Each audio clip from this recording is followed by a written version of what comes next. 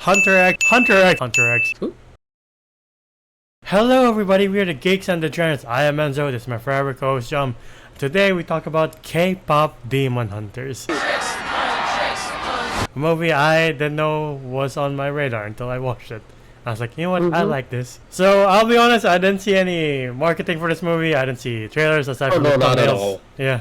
Not at all. The marketing was absolute shit. We had to rely on the K-poppers here. They were the heroes of this movie for being just like showing us reels and upon like little tidbits of like, oh, we didn't know this movie was like this.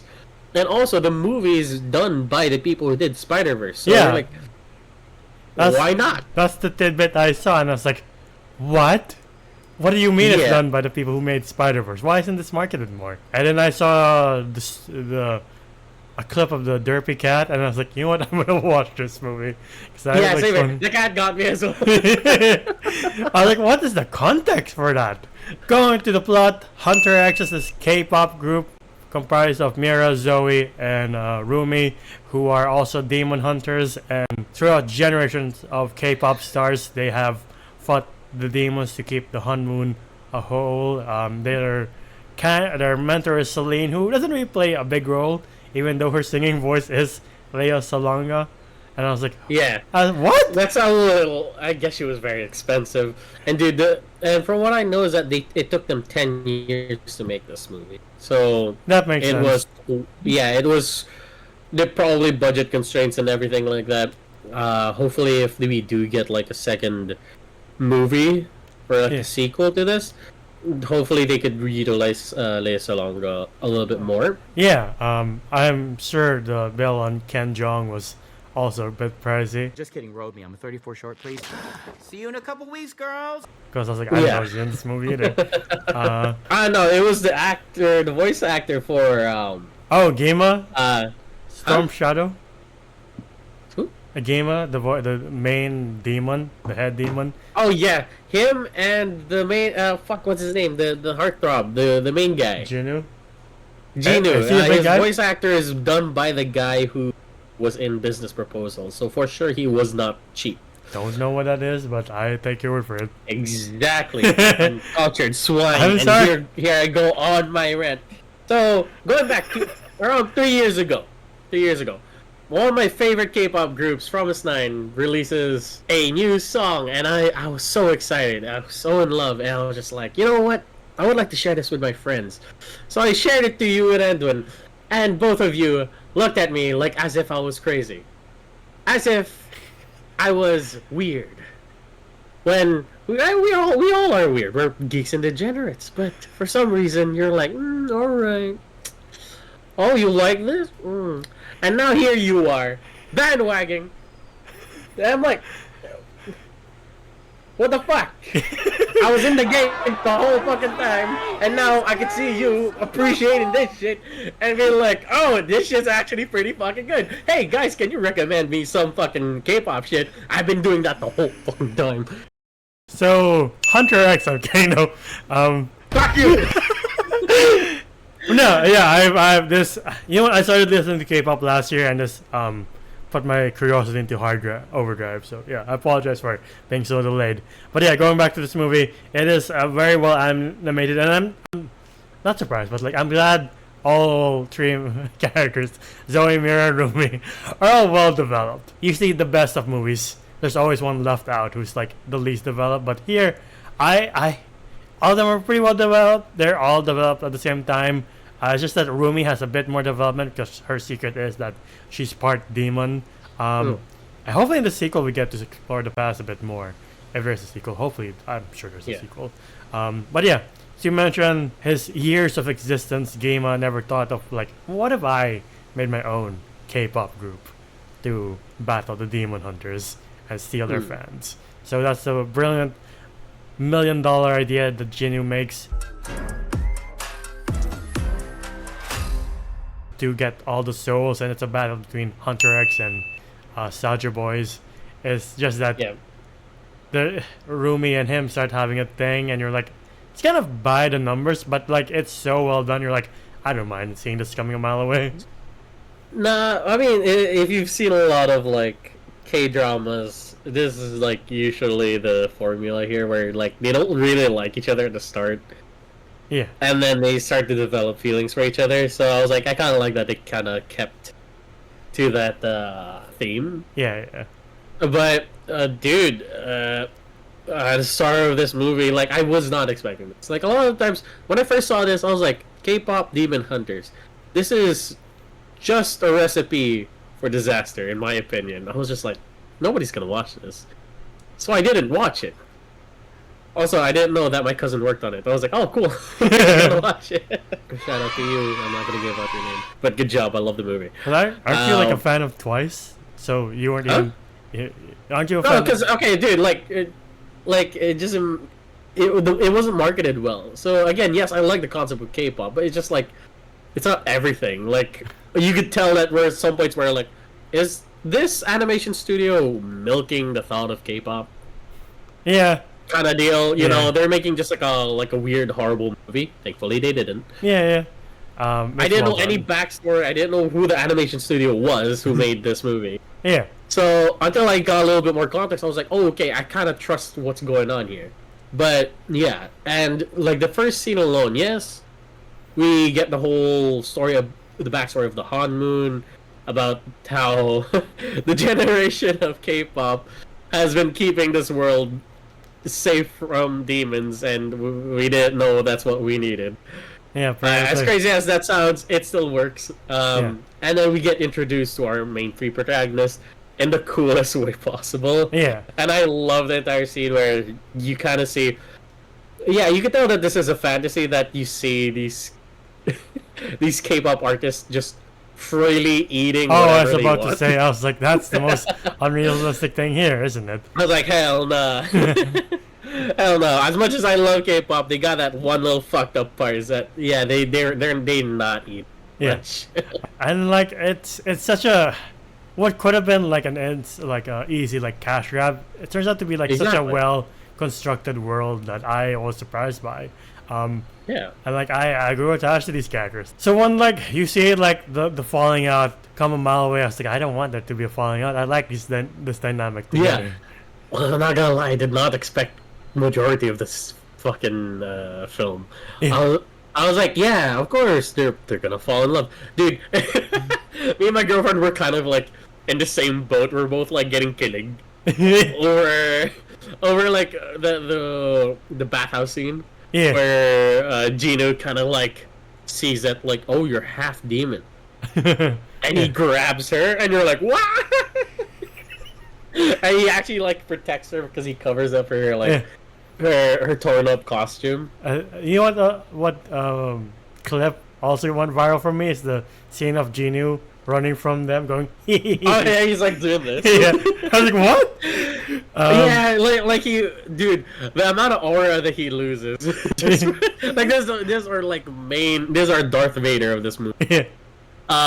The dude slips and he's just like running away. I love it. Like the comedy here is the beat of the comedy here is so good. Yeah. And like the character designs as well is so good. Like how they would react like when they first met the Saja boys Yeah. in that back alley Yeah. after going to that quack doctor. Watch yourself. Like them just falling in love with these boys who are not BTS. Yeah, like them seeing Abby, the Saja boy who has the abs. Oh, that's why I saw that. I get it Yeah. now. Ah, okay. Yeah. Like they had like popcorn for eyes. I'm like, yep, I understand. Yeah, I didn't get it. I was like, is that a thing in Korea? All right, but like I again, great chemistry, great acting, great animation. Something that really got me was the duet between Jinu and Rumi, where I'm like, you know what, this slaps. This really slaps. This feels wrong, but it feels so right at the same time. I was like, hey, this sounds pretty sick. And then like just the his backstory is pretty interesting too, where you find out that you think he got screwed over by the palace, but it turns out that he like did a horrible thing to his family, and all the guilt, the demons are haunted by their guilt of their past deeds, and for a while it's like I guess he has no redemption because he backstabs Rumi, and you're like I guess he doesn't get a redemption. Not gonna lie, I didn't know it was his sister and like mom. Yeah. At first, I was like, "Oh, the dude had a whole fucking family." Right? It's like, hey, your wife and your daughter, how could you? Like, I get it, it's old Korea, but like, I was like, wait a minute. Yeah, I really like the last act between Rumi and the Soldier Boys, especially the Soldier Boys' last number, because all the numbers here really feel like it belongs in a concert, and it has that concert feel. Like, I've never seen a K-pop concert in my life, so I wouldn't know how it feels. But dude, it's fucking crazy. I went to Twice last year, and it was fucking crazy. And speaking of Twice, I love it that clearly the character for what was her name? Zoe is Chaeyoung from Twice. Like, she is the rapper. She is the girl with like the pigtails. okay. They even got Twice to sing Takedown for this one. So they had Junyoung and Jio, and of course Chaeyoung for the vocals. Yeah. So yeah, if ever you want to check out Twice, they're pretty good. They're having like a lot of good material as of recent. Okay. I think you'll like Jio. So I think she might be your type. I'm still at the stage. You're a Neon guy. I remember I showed you Twice before, and you're a Neon guy. The girl with the rabbit teeth. You know what? I'm still at the stage where I'm like, I don't know them individually yet. Nah, you'll get there. Yeah. You'll get. Anyway, going back to this movie, everything. At first I was like, I'm surprised this wasn't theatrically released, but like, saying how badly it was marketed, I was like, I'm pretty sure this would flop, and it would only be because of streaming that saved this movie. Dude, I think even with bad marketing, if it was released in theaters, K-pop K-pop diehards would have like gone and just watched it for the shit of it, and then find out that like, holy shit, this movie's actually really good. Go check it out. Okay. Yeah.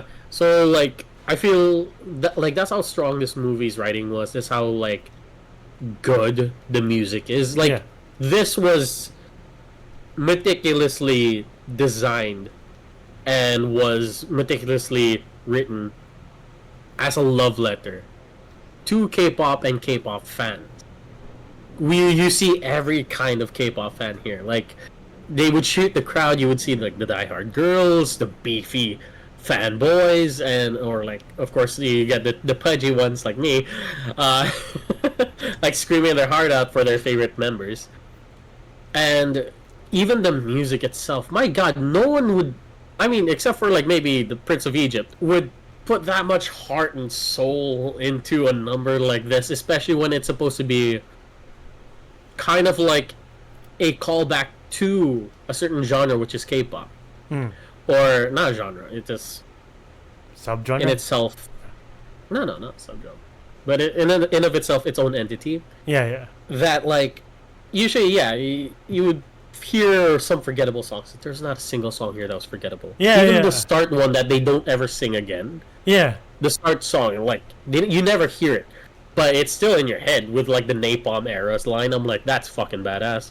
And then we get Soda Pop, where I'm like, yes, I love this. This is my type of jam.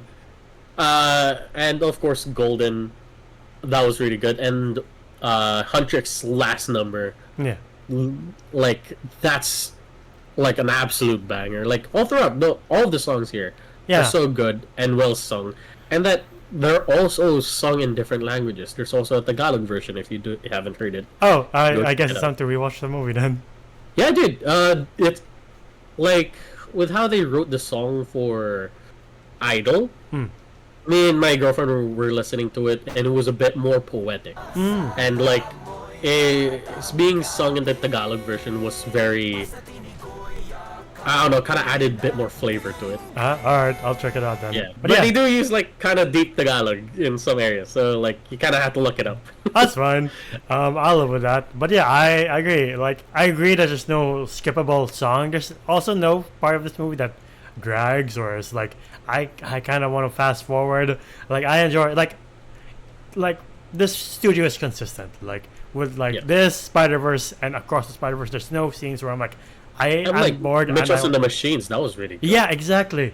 And I'm glad that this movie's getting the spotlight it deserves, and I'm not surprised seeing how great the writing is. And like again, when it first came out on Netflix, it was first announced. I was like, what kind of fucking cash grab is that? Right, same here. Everybody, my brother, my mom were like, K-pop Demon Hunters. Like, yeah, when you hear it, you're just like, why? What? Like, I would get it if they made like a animated version. Oh, these girls wanting to be K-pop idols and being like, make it to the top. Nah, they're already at the top, and you see what they're doing. They're fighting fucking demons. Yeah. And it's great that they also give these demons personalities, and like from Jinnu to like the soldiers of Gima, where they're like, we fucking love you, they're one of us, oh my god. I'm like, you know what, in any other genre they would be just generic demons. Here there's a bit of that K-pop flavor in there, which I do like. And like there's no one miscast, there's no one that's not doing a great job voice acting. Gima's the guy's English voice is like, I didn't know he sounded so cool when he spoke English, dude. Oh yeah, he's actually really good in English. He was in like, what was it called again? Magnificent Seven. Yeah. He was in G.I. Joe. Yeah. And for sure he was in other like English speaking roles. Yeah. Like I feel bad because the first thing I saw him in was fucking Terminator Jenny Smith, and I'm like, that's not the best introduction. But yeah. You mean Granny Smith? Yeah, Granny Smith, whatever the fuck it's called. Who cares at this point? It's been 10 years since that trash movie, but it's not about that garbage. It's about this like platinum, like well-made movie.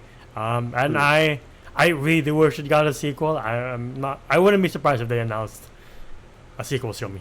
That's all I'll say. I would like to. I don't want them to continue with like Huntrix. The Huntrix.